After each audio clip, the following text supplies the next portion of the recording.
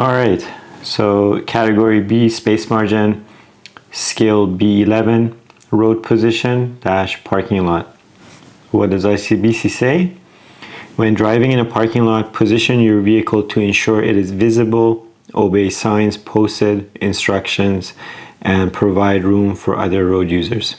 Okay, so this is actually one of my biggest pet peeves of not only other road users, but when students have been driving for a while and they should know better and they still kind of just do this. So let's start with leaving the stall, right? So they signal that they're leaving their stall, and I'll say, you know, we're coming up to this exit, and they just kind of go to the exit. They kind of shortcut into this position here.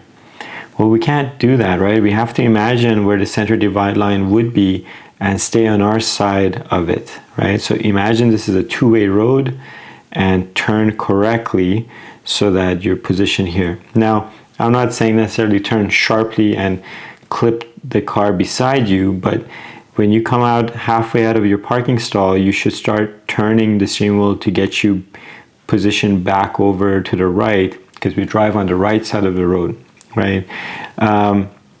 We can't just shortcut to where you want to go. And coming up to here, we have to make sure that we're checking carefully at this junction. When a student comes out and goes like this to this aisle here, they're saying a few things to me. They're saying, I don't know and I don't care how I position myself in this two-way road, and I also don't understand where threats could be coming from, right? So if I'm not correctly positioned here, I'm coming this way and I see this guy coming to make a left turn, he's gonna have a bunch of question marks in his head going, why are you in my lane exactly, right?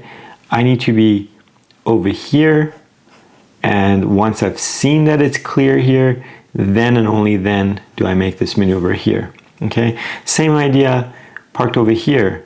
Way too often I have a student that leaves the parking stall and I'm like, we're coming up to this exit here, and they just drive here and go like this. And this is just telling me you're not showing consideration for other road users. If it's not your lesson 1 and 2, by lesson 3 you should know, hey, I need to treat any sort of road as a two-way road unless it specifically says it's a one-way street this way. All right, so that's one thing. And then once again they do the same thing when they come up to this junction here, and I say, okay, we're going to take the left onto the road, and they just kind of turn like this, right? This is not a turn. A turn at a left turn at an intersection is you going straight further forward and then taking the turn, okay? So no shortcutting on the road, please. It's extremely annoying for other road users. It's unpredictable.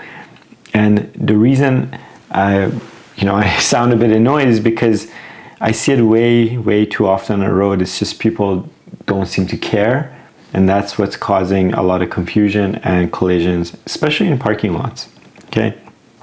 So one thing students ask me sometimes is like, hey, if there's a double solid line in the middle, can I actually turn here, or is this an illegal maneuver? And the answer is yes, we can turn where there's a double solid line unless there's a sign prohibiting us from doing so, okay? Now, having said that, if you're coming up to enter into this parking lot and you've got a double solid line in the middle, the center divide line, you can't just stop here in the middle of the road and impede the traffic behind you while you're waiting for, let's say, traffic to go by for you to make the turn into this parking lot. So you can make the turn when it's clear, but you can't hold up traffic to be able to make this turn, okay?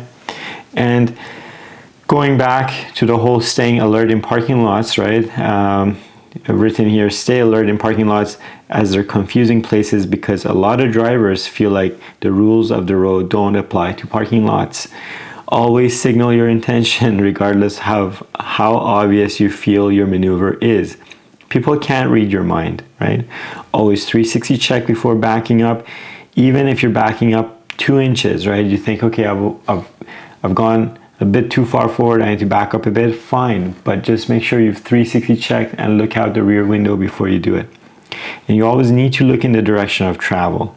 So when backing up, looking into the rear view mirror is not considered looking in the direction of travel. Okay, so you've been warned. This is something the examiner is paying attention to on the road test. And even if it's not the road test, it's real life, that's where it matters the most. You'd be surprised how many times you assume that it's clear around your car, but then when you actually turn around and look around you, you realize, hey, there is something there that I didn't see, okay?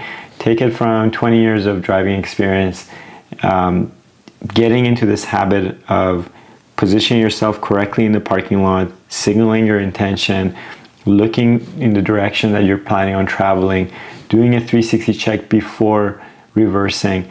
These things will keep you safe. And the alternative is an expensive repair bill, or someone getting hurt, someone getting angry, and your insurance premium is going up.